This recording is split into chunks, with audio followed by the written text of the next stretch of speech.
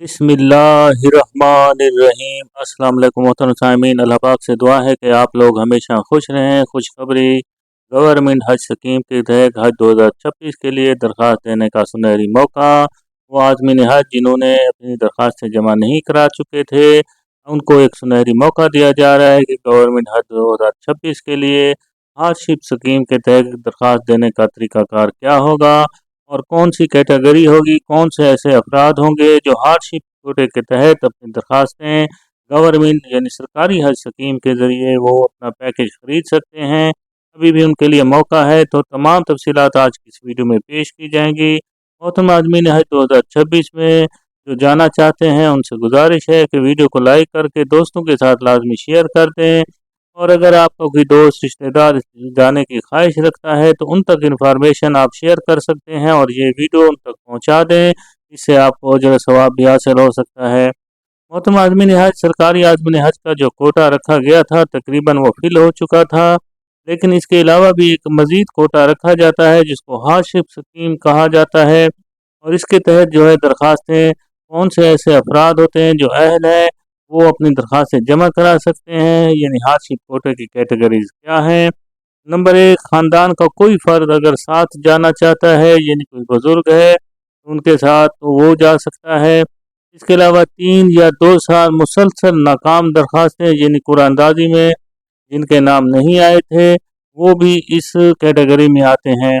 इसके अलावा 60 साल से ज़ायद उम्र के जो अफराद हैं और ख़वातीन मर्द के लिए मददगार की ज़रूरत होती है तो वो भी जा सकते हैं। ख़वातीन के लिए महरम की लाजमी क्योंकि शर्त भी होती है, तो लिहाजा महरम के लिए भी ख़वातीन किसी को भी लेकर जा सकती हैं।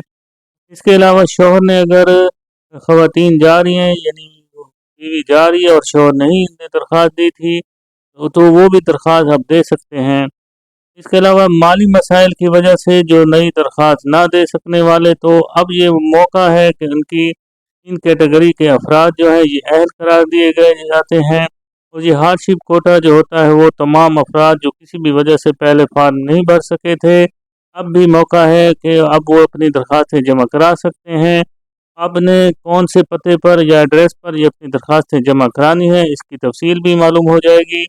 सबसे पहले देखें फार्म जो आपने फिल करना होगा, इसका नमूना भी आप देख सकते हैं कि ये फार्म आपको मोरा की वेबसाइट पर भी मिल जाएगा। वहाँ पर हाशिप कोटे के तहत दरख्वास्त देने के अहल अफराद वहाँ पर ये डाउनलोड भी कर सकते हैं। और इसके साथ आपने फार्म में मुंदरजा झैल मालूमात भी लिखनी है और TCS करना है। नंबर 1, दरख्वास्त गुजार का नाम, वालिद या शौहर का नाम। नंबर 2, शनाख्ती कार्ड नंबर, तारीख़ पैदाइश, पोस्टल एड्रेस, मोबाइल नंबर, दस्तखत और तारीख। और आपने ये दरख्वास्तें जल्द अज जल्द इंसाल करनी है।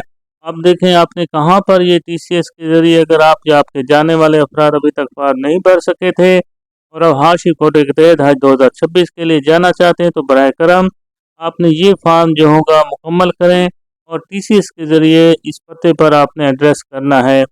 आपने देखें अपने एड्रेस में क्या लिखना है। अकरम शफीक साहब, सेक्शन ऑफिसर हज पॉलिसी, वजारत मजहबी अमूर व बैनुल मज़ाहिब, हमांगी, पहली मंजिल, कौसार कम्प्लेक्स, TUV ब्लॉक्स, पाक सेक्रेटरीट, इस्लामाबाद।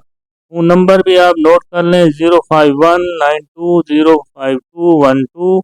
इसके अलावा ईमेल भी कर सकते हैं sohp@mora.gov.pk। तो ये आपने इस एड्रेस पर अकरम शफीक साहब के नाम सेक्शन ऑफिसर हज पॉलिसी हैं, इन पर जाकर अपनी दरख्वास्त अगर आपकी ख्वाहिश है और आपका पैकेज है आपके पास मौजूद है हज का खर्चा, तो अभी भी आपके पास ये सुनहरी मौका है। वीडियो को लाइक करके दोस्तों के साथ लाजमी शेयर कर दिया करें ताकि अच्छी से अच्छी इन्फॉर्मेशन ज़्यादा से ज़्यादा लोगों तक भी पहुँच सकती है और उसका अजर सवाब भी आपको हासिल हो सकता है। अल्लाह पाक से दुआ है कि अल्लाह पाक इस बार जो भी हज उम्रा पर जाने की ख्वाहिश रखता है अल्लाह ताला उसकी ख्वाहिश को भी पूरा फरमाए। आमीन सुम्मा आमीन। कमेंट्स में आमीन भी लिख दे ताकि किसी की लिखी हुई आमीन काम भी आ सकती है। अल्लाह पाक हम सब का हामी नासिर हो। अल्लाह हाफिज़।